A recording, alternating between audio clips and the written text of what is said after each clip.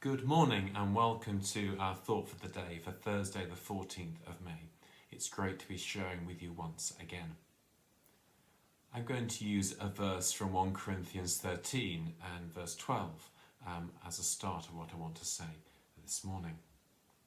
Paul wrote this: "For now we see only a reflection as in a mirror, then we shall see face to face. Now I know in part, then I shall know fully, even as I am fully known."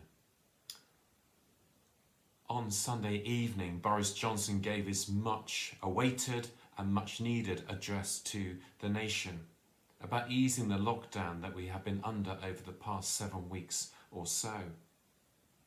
It seems to me that most of us have obeyed the lockdown either to the letter of the law or maybe even the spirit of the law. And with the infection rate plateauing and the death rate even reducing, most of us were anticipating that the lockdown will be eased in some way, shape or form.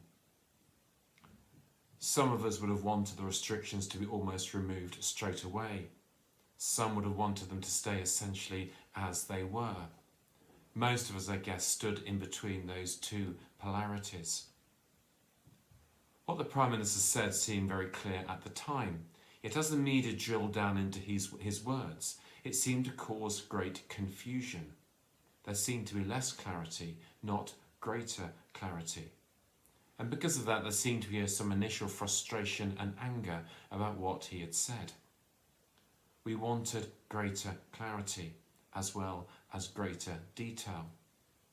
And so on Monday, a 60-page document was produced sometime after lunchtime, giving that greater clarity that some of us craved for and desired.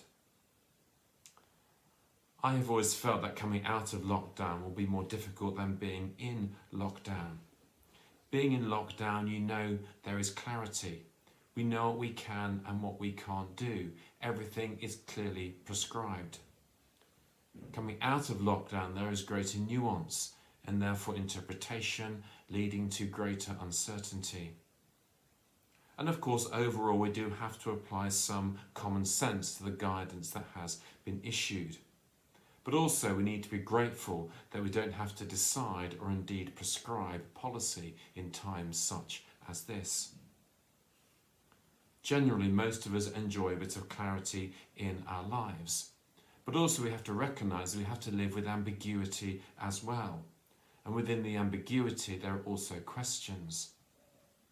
In the same way, in our Christian faith, there is both clarity and ambiguity.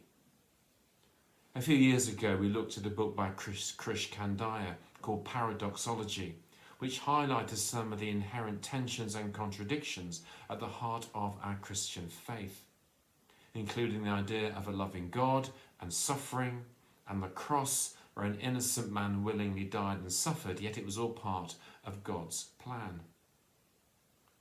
Living with paradox, ambiguity and contradiction is part of being a Christian and living a Christian life.